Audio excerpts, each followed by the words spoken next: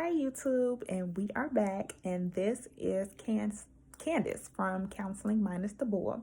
So today I want to do a video about obsessive compulsive disorder, and we see this disorder very common in movies. We see it a lot in jokes. A lot of people have certain disorders that they make jokes about all the time that oh, I have OCD because I have to, I'm sorry guys, excuse me. I have to do this a certain amount of times. I have to do this way or that. And we hear that a lot of times. So a lot of people may diagnose themselves, but I really want to actually talk about the specifics of this disorder. So with obsessive compulsive disorder, there is presence of obsessions and compulsions. And the obsessions are reoccurring. They're persistent thoughts that are intrusive and they are unwanted, meaning that they are not intentionally trying to have these thoughts, that they actually bothers them to have the thoughts.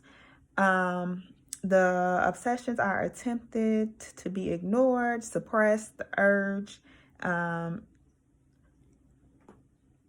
to urge the thoughts and behaviors as well. So meaning, like I said, it is not intentional. They are really battling not to have these thoughts, behaviors, and urges. So when I said compulsion, it's referring to repetitive behaviors that individuals feel driven to perform these behaviors. And the purpose of the behavior is to prevent or reduce the stress or the dreaded event. So like I said, it's not something wanted. It is uncontrollable thoughts, feelings, behaviors. So that's why I said it is easily diagnosed by others, but not necessarily the correct diagnosis, because it's really more to it than just saying, oh, you have OCD because you have to have things this way or that way. It's really more to it. It's more serious than that. So with the disorder, it's also time consuming. It causes significant distress to the person experiencing it. It's not caused by any other mental health condition or illness or substance abuse or alcohol usage. It's associated with cleaning, counting, taboo, thoughts, harm, difficulty, discording objects, panic attacks, sense of incompleteness, and thoughts of wanting to harm oneself. I really try to stay away from that topic as much as I can, and I am careful on how I say things. So you will not get me to talk about certain topics because I do not feel like certain things are appropriate for internet. Impersonally.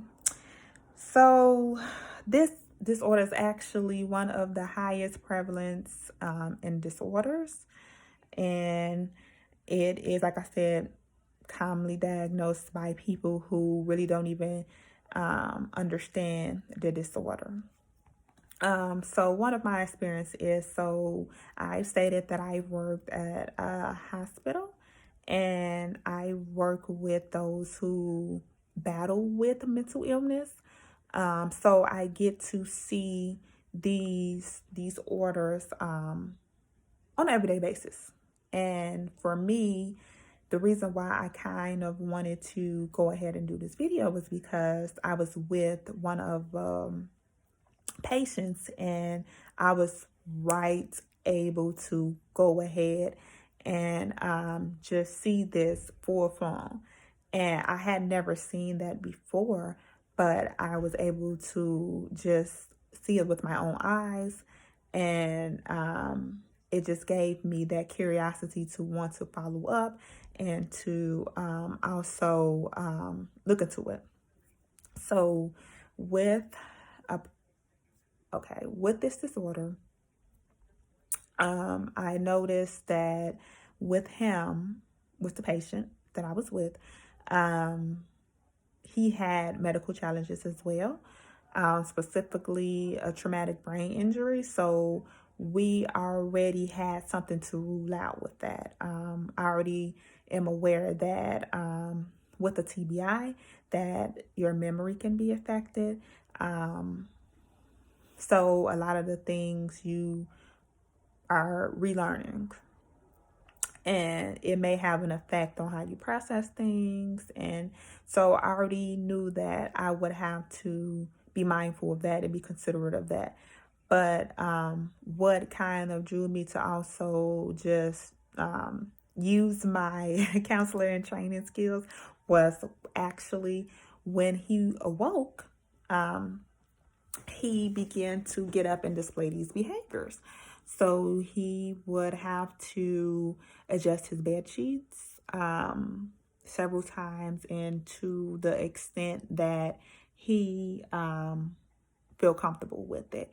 And it wasn't necessarily the comfort level, I will say. It was how it should be. It wasn't a significant difference each time he did it, but it was the process of doing it, and as well as to his comfort level for it. So he would adjust the sheet to make sure it was properly spread amongst the bed, to make sure that it was straight, to make sure that the blanket and the sheet were on top of each other. He adjusted his pillows to align perfectly for his comfort, meaning repetitively aligning them and inspecting them. Also, there was a routine to get up for him, so he would have to go to the bathroom. It was a routine for him to get out of bed, and then once he was up and standing up, he would have to. He decided to bounce a certain amount of times. There was a count. There's a count for that. He had to extend his neck. There was a count for that, a time period, I would say. And then going to the bathroom, grabbing things, turning on the lights, a certain amount of times. How he would even get up to walk was a behavior as well. It was a behavior. It was a repetitive behavior on how he chose to walk. So these are clearly routine behaviors, urges, things that he are exhibiting and acting out. He had not needed to say one word to me for me to know what was going on in here, for me to know what he was processing in here. And it's not my place to tell him that, hey, I recognize, that you're counting. I recognize you have this repetitive behavior. I recognize that you are smiling at me in this process as me being a stranger in your space right now. But I recognize that internally you are working through this. You are trying to prevent these urges, these thoughts, these behaviors. So a lot of people will not want to share what's going on or talk about it, or even show that they are actually battling with something. And with me being in school and picking up on body language, picking up on just congruence of behavior and what's being said, I was able to just see it. Just see it.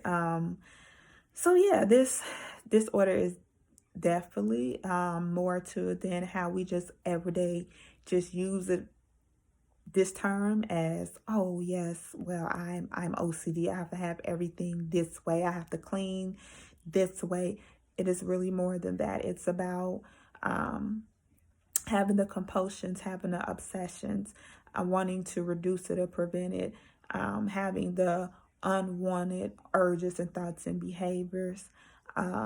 It's about ruling out other medical conditions, substance abuse use. Like I said, he had a traumatic brain injury, and I was able to recognize that. I know that and considered that as well. So you have to rule that out as well. Um, it's also, of course, it's time consuming. So just for him to get up and go to the bathroom or to get out of bed, to adjust his bed to his liking and comfort, time consuming. Time consuming. It's time consuming and it's causing stress in your life and your relationships, impairments in your function, everyday living. And that's pretty much the criteria for any disorder. So with this disorder, it is classified as mood disorders. And with mood disorders, there's a lot of things we can do as far as treatment. What you want to do is stabilize moods. There's different types of mood disorders, meaning it can be a manic episode or hypomanic. You want to prevent prevent or reduce symptoms. You want to improve coping, relationships, careers, adjustments, various ways to, like I said, I can see it by eye, but it takes more than that just to see it by eye. So you would need to use assessments to diagnose a mood disorder. Some of the characteristics, for the counselors to just be understanding. Like I said, I already knew what's going on. I didn't ask any questions. I'm meeting him where he is at. It's really not going to be me hovering over him, especially I'm not in the field yet. Although this is my last, guys. This is my last week, and I will have my master's. So yes, it's really up to the client on what they would like to work on as far as goals and things. So some interventions, I love CBT. Everyone knows that. Cognitive behavior therapy, challenging your beliefs, irrational beliefs. So with this disorder, it would just be just exploring these urges, these behaviors, these thoughts, possibly finding healthier ways to deal with the urges, behaviors, and the thoughts and compulsions and obsessions, giving them healthier ways. So there is like a list online. It's called Healthy Behaviors. It's just different. It's a list of substitutions you can do, but you want to be careful when you're substituting behaviors because you want to substitute them for healthy behaviors, and you do not want to create another habit by substituting. So be careful with that as well. You want to provide education about the disorder, and you want to reduce the symptoms or prevent any type of relapse. So we've already went into that. You can do individual family counseling in this case, to educate the family what's going on, what they're really going through internally. Group therapy, if it's appropriate for the client, as far as interactions and appropriateness. You can utilize homework assignments, so you can kind of write down, I say, your routine behaviors, patterns, alternate ways to handle things. As far as other resources, case management type things. So if you're looking for career counseling or something like that, need other resources, you can learn coping skills, social skills, how to interact. So let's say you go to group therapy, how to interact with these other people in your group with battling your disorder. So that's good. That's huge. I didn't even think of this. I'm glad I'm reading through this sheet. So with this disorder, it's the outlook in general. It's good for recovery for each episode. So it's fair for complete remission, meaning it's fair to be treated. Oops, excuse me. What is going on? It's fair to be treated. And then relapse or symptoms reduction is pretty common. So yeah, I really kind of went through everything today. It's brief. It's semi-long video, but I really wanted to kind of dig into this and make it a bit specific, because a lot of these disorders that we use like so loosely, I really want to make sure that it's not used so far and so vague that we really have an understanding about the disorder, and to be aware, and to just use it more fluently, more appropriately, especially with, like I said, the community that I identify with. We ultimately have misdiagnosis. We are underdiagnosis, or are not diagnosed. So this is huge to me when it comes to really getting awareness out, really getting resources out, really wanting to break down this barrier with counseling. And like I said, it's never should be any type of stigma to say that you're going to counseling. It can just be for just stress, just to have that support that you don't necessarily have in your outside life or your inside life. Just so many different things, just so you can have your peace of mind. So yeah, I'll just end here. Thanks guys for watching. Thanks for supporting. Please like, share, and subscribe. I'll be back shortly with another video. And if you have any questions, comments, feel free to leave it below. And if you have any requests, feel free to leave it below in the comments.